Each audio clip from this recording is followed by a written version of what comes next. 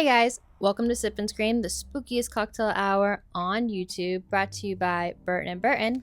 Not Tim. That's right, where we dive into the deep, dark corners of horror while sipping on some drinks. Tonight's movie is called The Wolfman, and the drink inspired by the movie is called The Fog.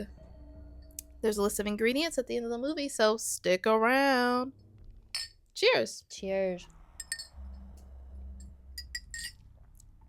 Oh yeah. That's good. Mm-hmm. Tasty. It's our version of a White Russian, and so bomb. Indeed. Okay, Whit, set us up. Okay, so check it out. This film is from 1941, early cinema, a Universal picture, black and white, and it's about a guy. He comes back to town. He's trying to woo a lady. And, he gets into some antics as he's going about his life, but ends up getting bit by a wolf.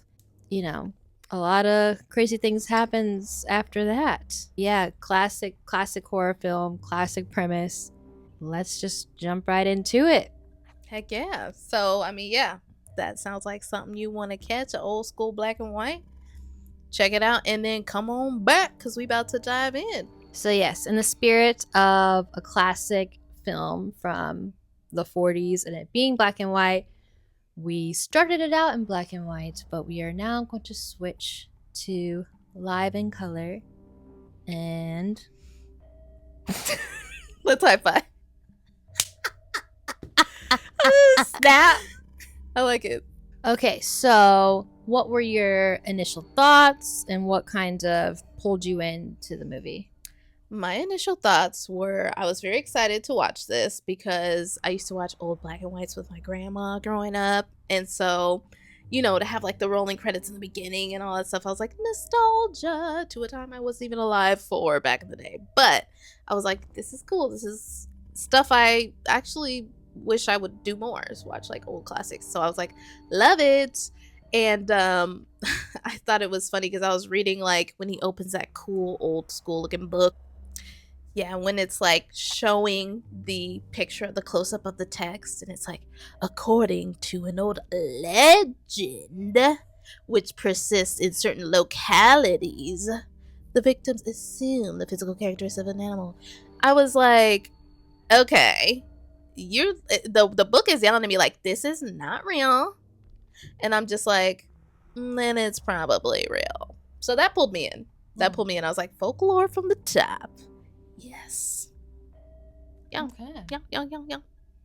I didn't have to read it with so much sass, but right. Yeah. And so that was your kind of what pulled you in, but what were your general initial thoughts and overarching? Girl, my initial thoughts were cringe. That man had that big ass telescope for no reason, and the first thing he does during the day, he's looking through a telescope during the day and just points it down to old girl's house. But he didn't stop. Like it happened upon her home here, and I was like, okay, this is starting strong. This is starting nice and strong and cringy for me. Mm-hmm. Yeah. Okay, so that was for me. What was it for you? So I feel like I actually did watch this as a kid. I didn't remember anything about it until I rewatched it. All I could remember is all the fog. I just remember thinking, like, how did they get all that fog? Like, our like cornfields that we had would get foggy like that, but this was an absorbent amount of fog, and I just remember thinking to myself, like, what? That's crazy. But honestly, just even the opening with the kind of violins and the clarinet kind of music really just had this nostalgic kind of charming comfort because it reminded me of music in cartoons. Yeah. From back in the day that I used to watch. Even the way that they talked, just kind of like, yeah. Listen here, wise guy. Right. And See? Yeah, let me tell you something here, Sonny. I just, yeah, that does something for me. But pulled me in immediately. Initial thoughts very similar. What is with this dude? Why is this acceptable? It's the 40s. I get it. It's supposed to be. The lady said no, sir. She said no a few times. You're a creep. Creeping on her in the telescope. I literally laughed out loud when he walked into that store and was like, I'd like this pair of earrings. And she's like, we don't have those. And he's like, funny about that. I know that you do because I saw them upstairs. Okay, so did you have like a nope moment? Like a kind of horror cringe, scary moment?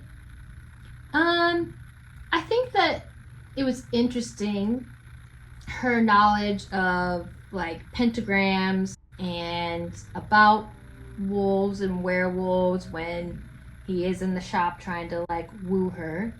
Yeah. And also I just thought it was funny, like him complaining about how the staff was $15. $15. $15. But some other like nopes or like, oh yeah, this was a huge nope, was when he convinced her to, well, she begrudgingly, I guess, agreed to go out with him. So I'm coming back. I'll pick you up at 8. Right. And she's I won't be here at 8. No. And so she was at the ready. She knew he was coming back, so that she got her friend Jenny to come along, and he was so disappointed. He was like, oh, hi Jenny. I did not like that she brought a friend as they go to like the fair where they went to the travelers, I would call them. Yes, to see the traveling group. The fortune tellers. The fortune tellers, yes, with fabulous earrings. Yes. And so, yeah. And then the second he had a chance, Jenny went in to see the fortune teller, and he's like, now's my chance. Y'all want to get out of here? And so, come on over to the woods, see? Exactly. So he takes Gwen the first chance he gets, ditches Jenny, and they go off, and then he finds out she's engaged. Like, honey, what are you doing out here? You're engaged. But then she brought Jenny, so it's like, was she really doing anything wrong in the first place? Right. So yeah, lots of nope and cringe up in that just whole so much segment. Those couple scenes, but especially when he said the earrings in your room. I won't get past that. That was immediate creep alert. So what creep? How did you know? How did you know? I'm a fortune teller. How did you know? So yeah, what about you? Honestly, girl, exactly the same. Exactly the same. I almost have nothing to add because I'm just like, I was watching it like, okay, so you're kidding me. This is like a handbook on like what not to do. Like, if you ever want to know, like, what will creep a girl out, like, just watch this and do everything he did and expect to be turned down by women in this day and age who have autonomy. But what's crazy is that this was the playbook. This was what... Oh, this was a handbook. This is what men were supposed to do, right? All the way up until almost current day. Right. They expect to be able to be a little quick. We still get texts from creepy ass men. Yeah. No means no. Okay, bye. Like... so yeah, just agreed. I also thought it was a little creepy that like everyone in the town just like knows all this stuff about werewolves. They're all like, yeah, this is what's known. Duh. Mm-hmm. And then continues to kind of like. Well, I do want to sidebar too. Like persistence and consistency is preferred. Consistence and compipity. The White Russian's getting to my tongue. The fog. The fog is getting to my tongue. So what she said is true. Consistency and persistence. But only if, because I'm not giving y'all a pass. Welcome. Only if it's welcomed. Only if we are giving you signs. Not if we saying say, you shouldn't. No, thank you. Approach or. No. We're saying do the approach. But if we say no, or show any signs of like F off, then please proceed to F off. Do not pass go if you hear no. Do not collect $200 or $15 for the staff, the werewolf staff. So yeah, they leave Ginny in the fortune teller carriage, and they're off in the foggy woods. That's when old girl Gwen says, she's like, so you're a fortune teller? and Larry's like, yeah, I'm a fortune teller. And then that's what she's like, is that how you knew about the earrings? And he's like, no, I mean, I was just working on a telescope and it needed a new refractor. Whatever the fuck that is. And, yeah. Yeah. That would have been, I'm out. Yeah, Gwen, you're getting played. You're getting played like a fiddle. Yeah, he's, I didn't even know you were there. You were just there all of a sudden because of the refractor and the telescope. Right. Don't blame the refractor. You kept looking. He's blaming the telescope as if he didn't intentionally gawk at her once he found her in his line of sight in the telescope. Because honestly, why is your telescope down here at the building? Why isn't it up in the sky, in the stars? It's down here. It's in the line of sight of this lady's window. And you're spying on her and you're looking at her and her earrings, and then you're using that as a tactic to like try to stalk her, really, to be honest. It's weird. Yeah. All right, we can move on now. Okay. We've talked a lot about it. Okay. The stalking capability of and this then man. just let's talk about this pentagram that was everywhere. I feel like it was starting to mark its victims, and some shit started going down. Yeah. So, yeah, I mean, they say that when a werewolf sees the pentagram in a palm of someone's hand, that's their next victim. And so when old Jenny gets into the carriage and he gets a headache because she brought in the wolfsbane plant, and he just dramatically has a headache, and then you can see the pentagram on his head, because wherever you get bit apparently is where the pentagram shows up on your body. I missed that. So he sees the pentagram on her hand and is trying to get her to leave. It's I can't read your fortune, you need to get out of here. The wolfsbane, I guess, is what ignites his werewolf senses, urges, senses. Yeah. And so he's trying to protect her in a way by telling her to get the F out of the carriage and go home. But what ends up happening is he ends up attacking her, and then old boy Larry, who's trying to smash on Gwen, hears what's happening, comes to the rescue, and gets attacked by the wolf. Right. And gets bitten by the wolf. And then the next day they find Bela, the fortune teller's body. And he's like, no, I was bit by a wolf. And everybody in the town is like, I don't believe you, because where's the bite? Yeah, it's not showing the bite. And they're like, you must have been mistaken, because there's a dead body here. Right. Or maybe there was a wolf, and then you encounter the wolf and accidentally killed Bela because it was foggy. Right, they were the fog. And dark.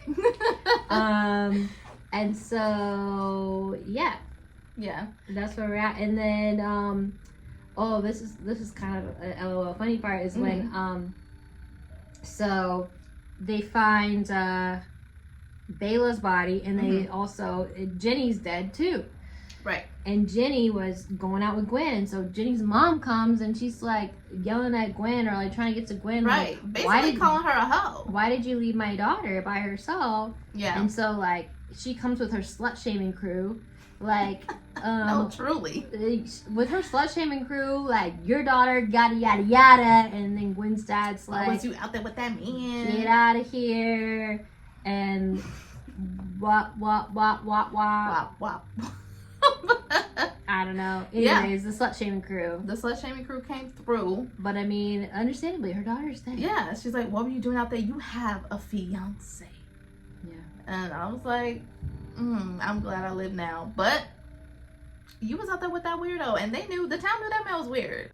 So, after the slut shaming, we moved to the traveling performers, and it's like a fair, and Gwen's fiance Frank, I'm pretty sure his name is, challenges Larry to a shooting game, battle of the masculinity. Pew pew.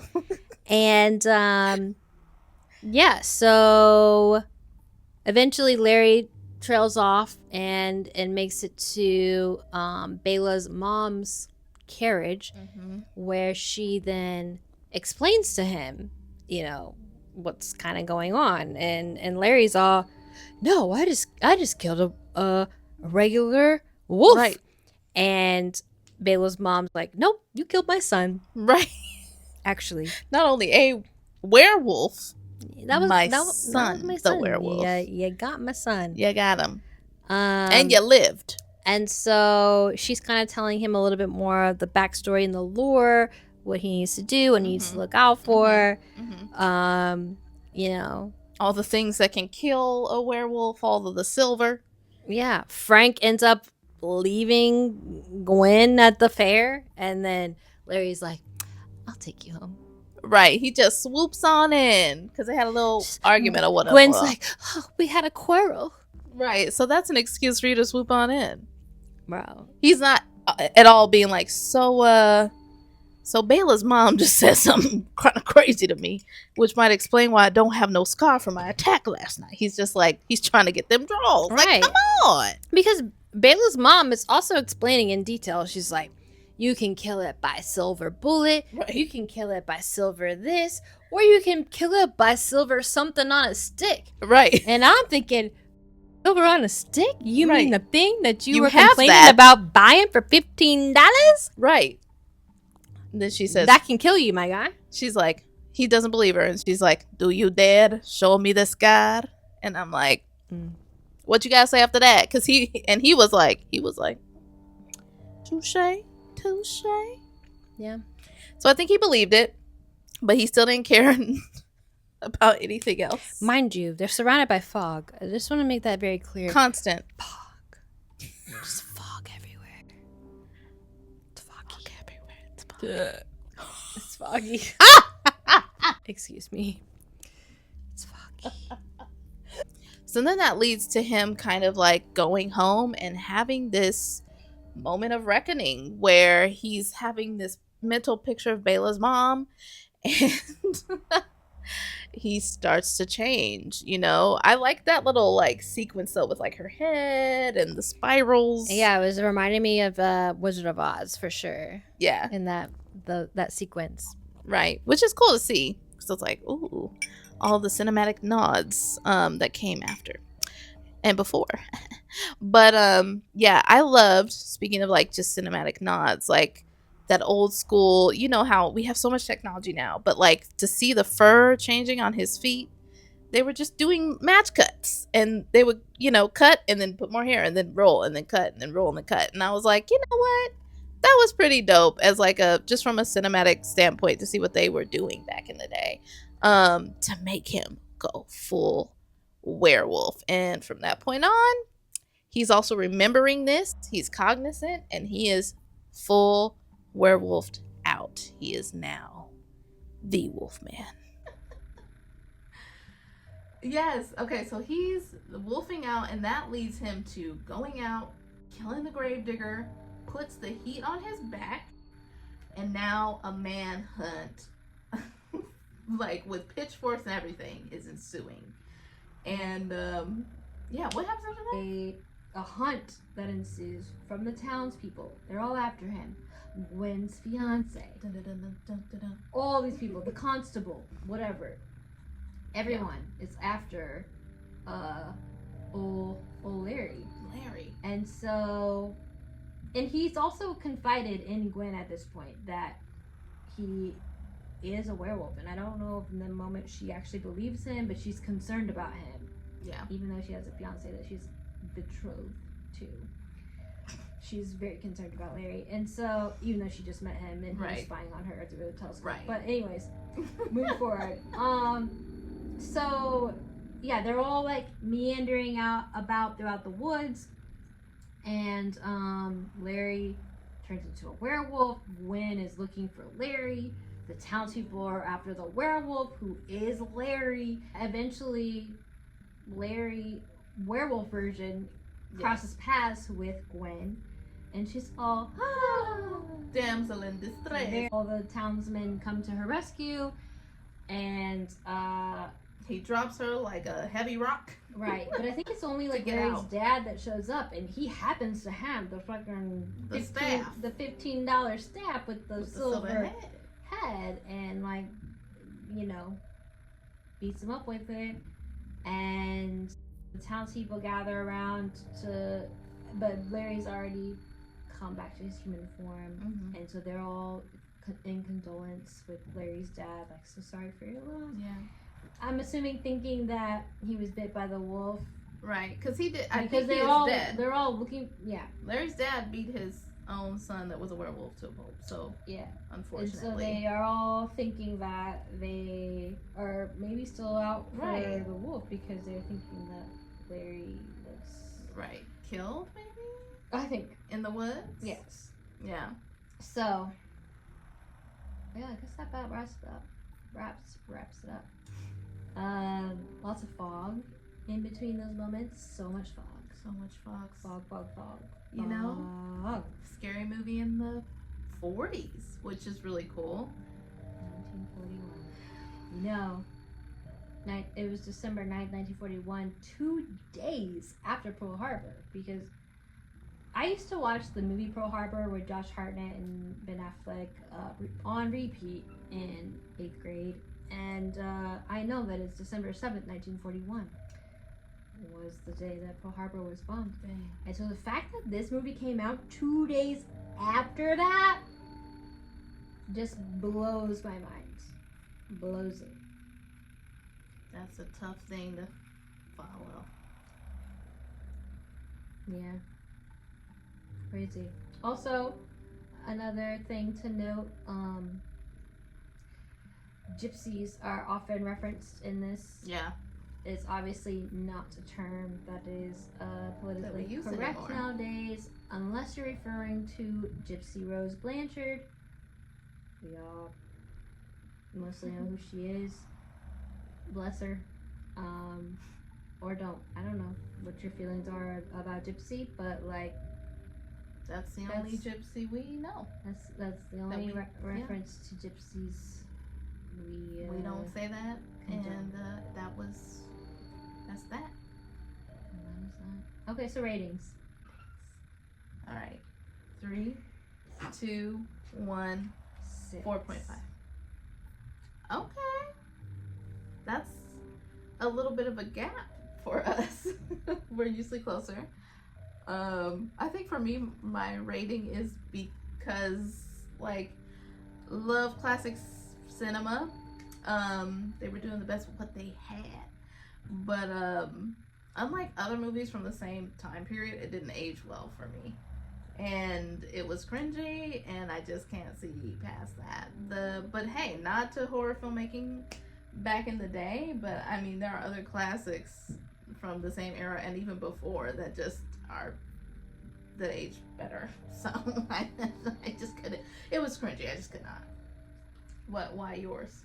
I don't think hardly anything from that time period is aged well, in my opinion. Some, like A Wonderful Life, like some of the... Even that one, not so much. Like, I love It's a Wonderful Life, one of my favorites, but there's some certain things that are like,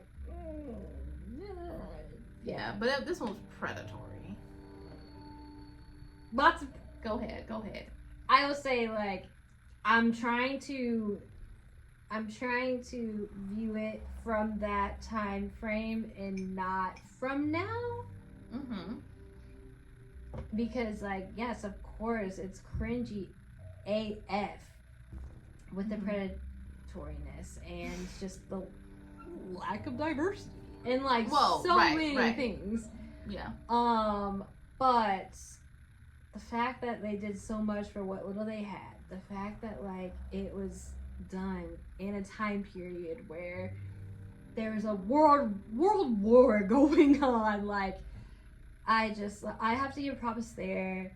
I have to give props to like Universal and just like that kind of blueprint for horror and monster-ish movies going forward.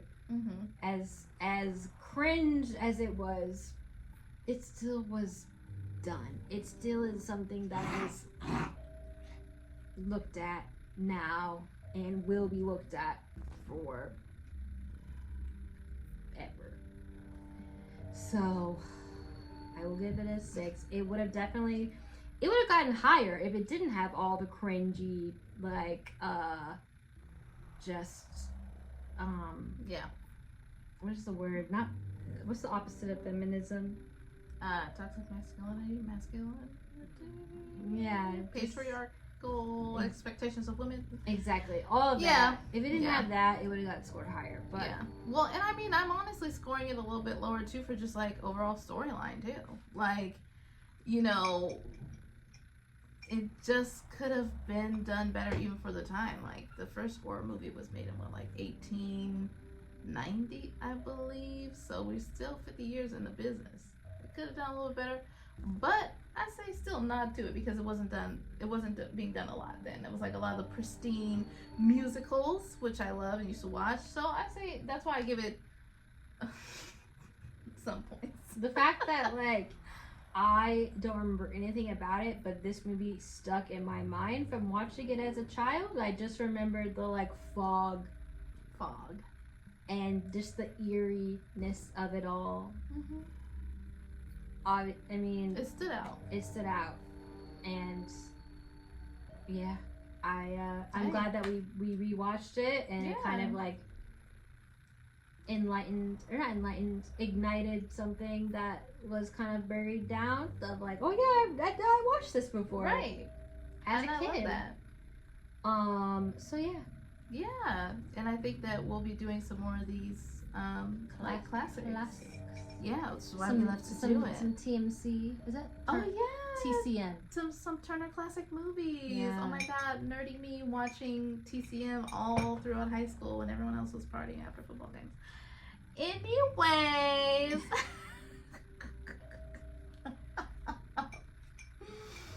Until next time.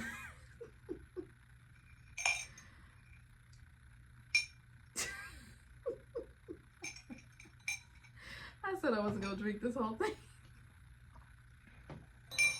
Burning out. Out.